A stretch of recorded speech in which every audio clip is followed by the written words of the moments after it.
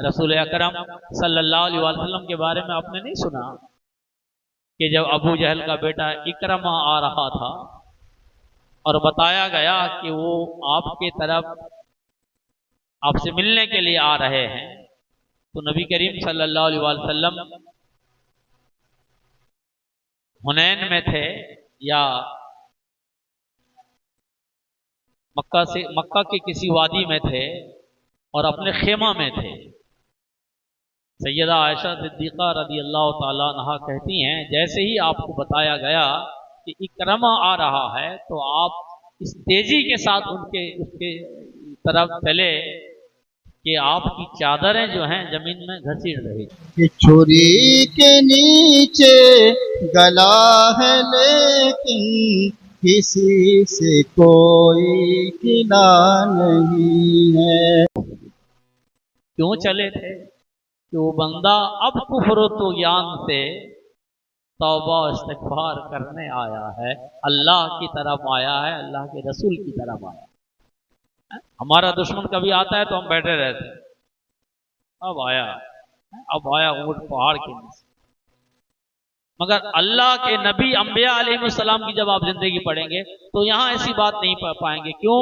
اس لیے کہ اللہ عز و جل نے ان کی تربیت کی ہے اور ان کے دلوں کو حسین ترین دل بنایا ہے، اور اللہ عز و جل نے رسول اکرم صلی اللہ علیہ وسلم کی پیاری اولاد کے تعلق سے فرماتا ہے کہ انما یرید اللہ لیذھب عنکم الرجس، بے شک اللہ چاہتا ہے کہ اہل بیت اطہار کے دلوں سے رزق کو، کمی کو، کوتاہی کو اور غفلت کو اور ناپاکی کو دور فرما دے کہ وہاں کسی قسم کی کوئی کمی نہ رہ جائے۔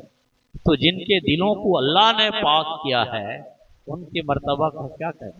رسول مکرم صلی اللہ علیہ وسلم کی پیاری حدیث ہے، جسم کے اندر ایک ٹکڑا ہے، اس کی اگر اصلاح ہو جاتی ہے تو جسم کی اصلاح ہو جاتی ہے، اور اس میں اگر بگاڑ آ جاتا ہے تو جسم میں بگاڑ آ جاتا ہے، وہ ہے دل۔ دل بگڑتا ہے تو سب بگڑ جاتا ہے، اور دل سدھرتا ہے تو سب سدھر جاتا ہے۔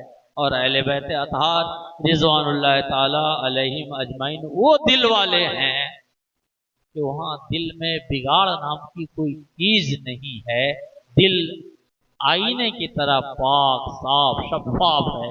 کیوں ہے؟ اس لیے کہ اللہ عز و جل نے فرمایا انما یرید اللہ چاہتا ہے لیذھب عنکم الرجس، کہ ان کے دلوں سے کمیوں کو دور کر دیں۔ یہ اہل بیت اطہار رضوان اللہ تعالی علیہم اجمعین کا وہ مقام، وہ منصب، وہ مرتبہ ہے جس کو پا لینا آسان کام نہیں۔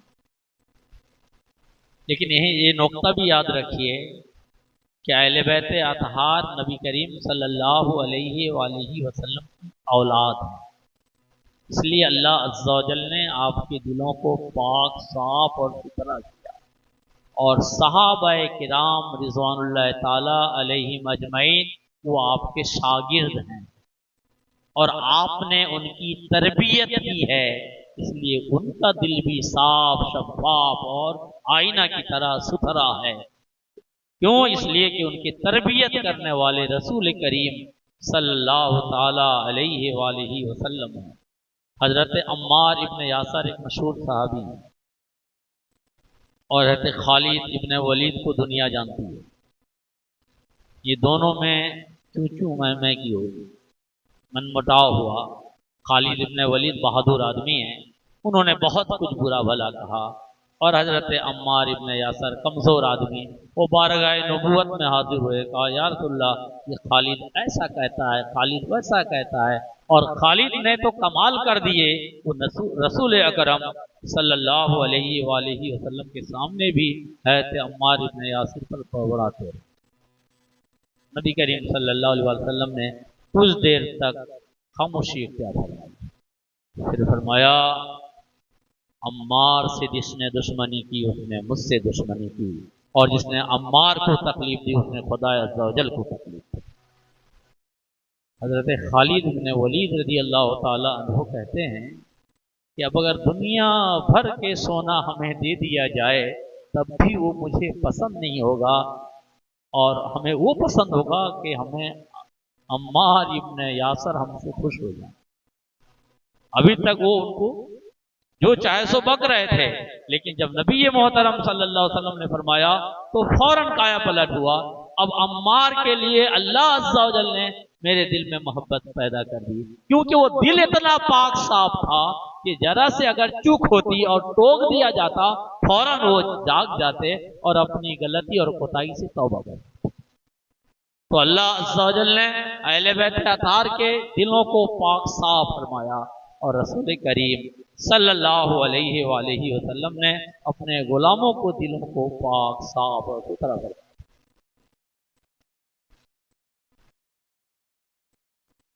हजरत ज़ैद इब्न अरक़म रज़ी अल्लाह ताला अन्हु से रवायत है कि एक दिन रसूलुल्लाह सल्लल्लाहु अलैहि वसल्लम ने हमारे दरमियान खड़े होकर खुतबा इरशाद फरमाया।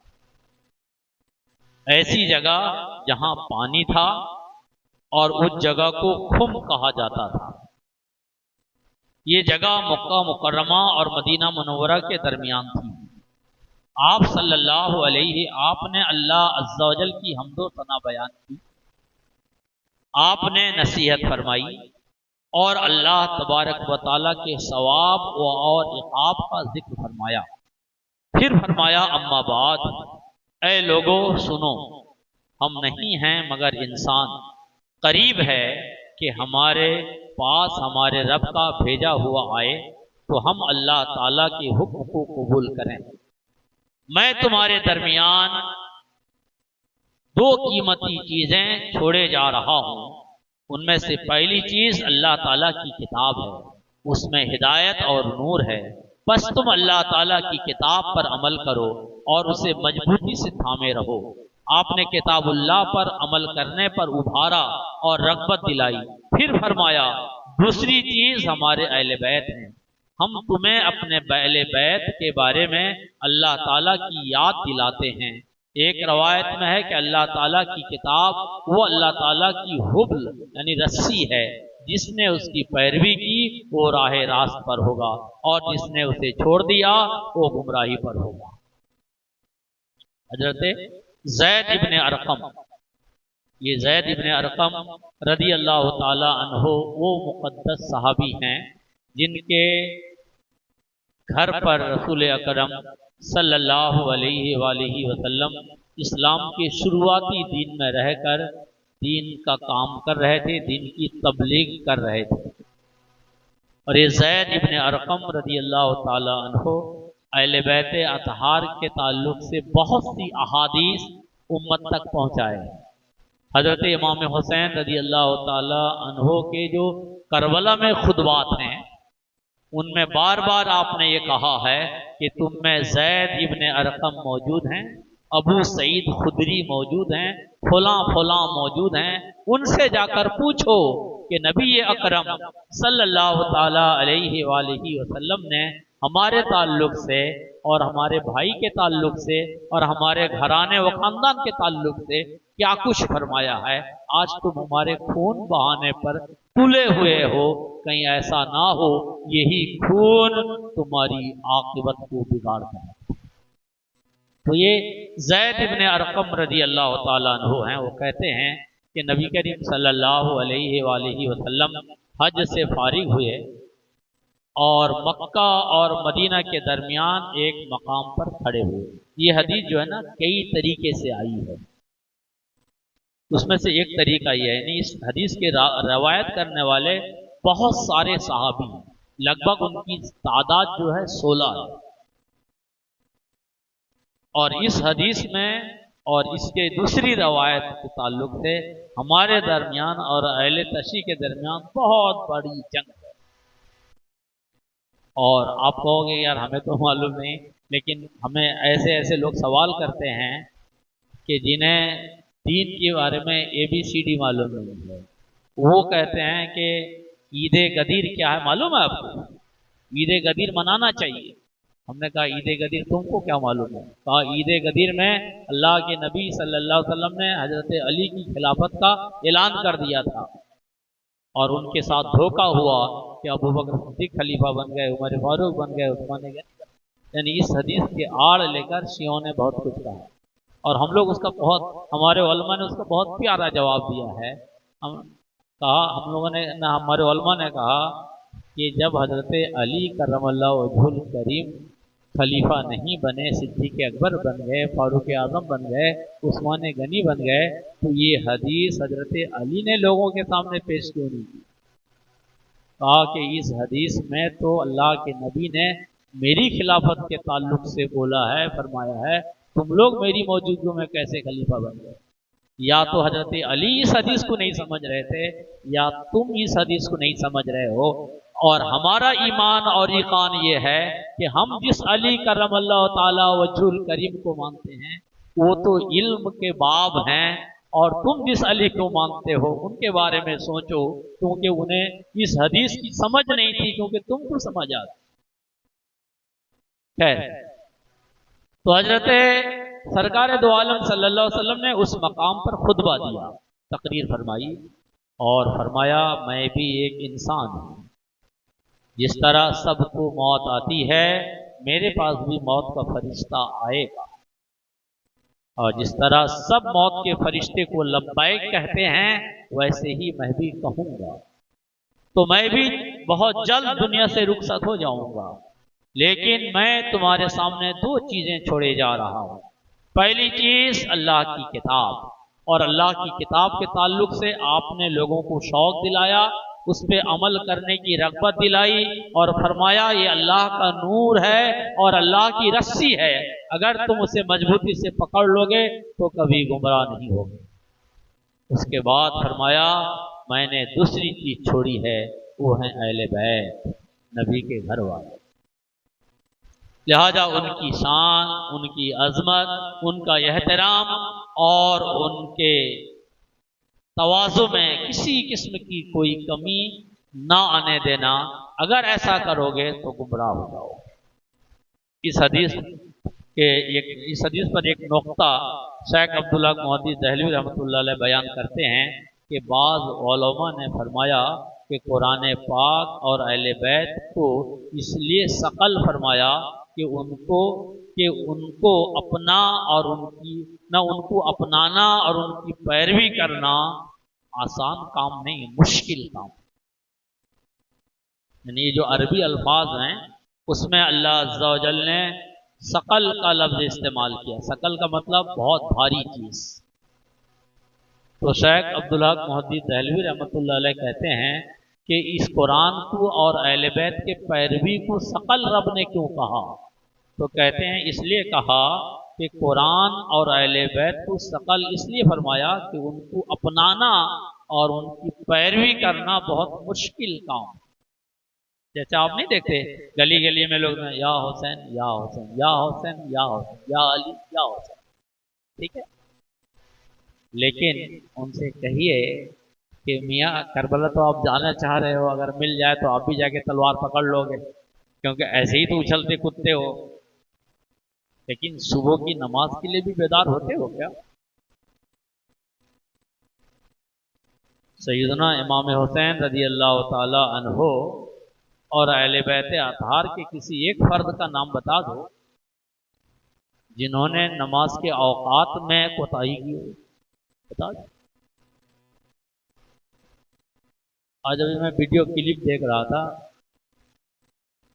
ओ अल्लामा मुस्तफ़ा साकिब रज़ाई का, उन्होंने एक बहुत प्यारा नुक्ता बयान किया, वो मैं बयान करना चाहता हूँ। आपको यजीद से दुश्मनी क्यों है? कहिए,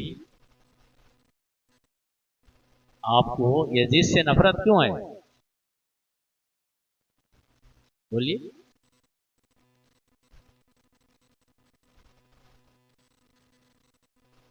अहले बैत अतहार रिज़वानुल्लाह ताला अलैहिम अजमईन को उस बदबख्त ने सताया, उनकी कदर नहीं की, जानबूझकर उनकी बेइज्जती की, यहां तक कि उनकी जान ले ली। जाहिर सी बात है, वो बदबख्त है, नफरत की वजह यही है। लेकिन हजरत इमाम हुसैन ने उसके खिलाफ मैदान में क्यों आए? उस वक्त तक तो وہ اہل بیت کو ستایا نہیں تھا، قتل بھی نہیں ہوا تھا حضرت امام حسین رضی اللہ تعالی۔ ہمارے لیے تو آسان ہے کہ یزید ہمارے لیے قابل نفرت شخص ہے، اس لیے کہ وہ ہمارے امام اور مقتدی کے ساتھ اس نے نفرت بھرا سلوک کیا ہے، اس لیے ہمارے لیے تو دلیل ظاہر ہے۔ لیکن حضرت امام حسین رضی اللہ تعالی عنہ نے اس کے خلاف محاذ آرائی کیوں کی؟ بات سمجھ میں آ رہی؟ ہمارے لیے تو صاف ظاہر ہے، بچہ بچہ کہہ دے گا کہ وہ جو حسین ابن علی کی قدر نہ کرے وہ ہمارا کون ہو سکتا ہے؟ سیدھی سی بات۔ جو اہل بیت سے محبت نہ کرے وہ ہمارا کوئی نہیں۔ لیکن حسین ابن علی رضی اللہ تعالیٰ عنہ کے لیے تو یہاں معاملہ ہے نا کہ اس وقت تو ایسا کوئی معاملہ نہیں تھا۔ بات سمجھ میں آ رہی؟ اب ان کا جواب سنیں۔ وہ کہتے ہیں کہ حضرت امام حسین رضی اللہ تعالی عنہ جو اس کے خلاف میدان میں آئے وہ اس لیے آئے کہ وہ شریعت کا جیسا احترام ہونا چاہیے ویسا احترام نہیں کرتا تھا، اس لیے جس کے رگوں میں نبی کا خون اور علی کی بہادری دوڑ رہی تھی وہ کیسے برداشت کر سکتا تھا؟ اس لیے یزید کے خلاف آپ میدان میں تھے۔ اگر یہ حقیقت ہے اور یہی حقیقت ہے تو مجھے بتائیے کہ آج ہمارا ایمان کہاں گیا، ہمارا دین کہاں گیا، ہماری عقیدت کہاں گئی، اور ہمارا ایمان کو کیا ہو گیا کہ ہم وہ سب کچھ دیکھتے ہیں خود کرتے ہیں۔ ارے دنیا تمام کو نہیں، اپنے بیوی بچوں کو، اپنے بھائی بہن کو، اپنی اعلی اولاد کو تو انسان بنا سکتے ہیں نا۔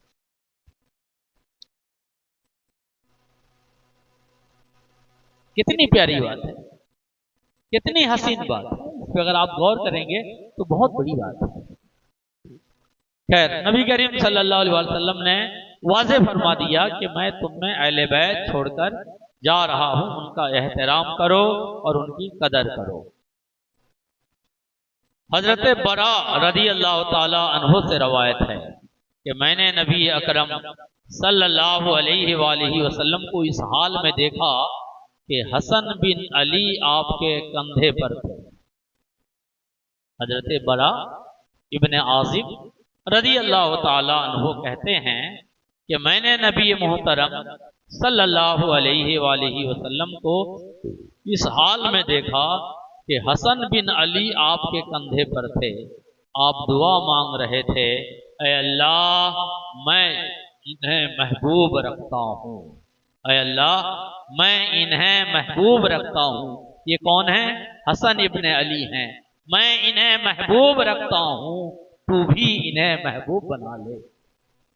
میں انہیں محبوب رکھتا ہوں، تو بھی انہیں محبوب بنا لے۔ اور حضرت ابو بکرہ رضی اللہ تعالی عنہ سے روایت ہے کہ میں نے رسول اللہ صلی اللہ علیہ وآلہ وسلم کو ممبر پر دیکھا کہ حضرت حسن ابن علی آپ کے پہلو میں تھے، اور آپ کبھی صحابہ کرام کی طرف متوجہ ہوتے اور کبھی ان کی طرف، اور فرمایا ہمارا یہ بیٹا سید ہے، ہمارا یہ بیٹا سید ہے، اور امید ہے کہ اللہ تعالیٰ ان کے ذریعے مسلمانوں کی دو عظیم گروہوں میں صلح فرمائے گا۔ مسجد نبوی شریف ہے، رسول کریم صلی اللہ علیہ وسلم خطبہ دے رہے ہیں، جمعہ کے دن جو خطبہ ہوتا ہے۔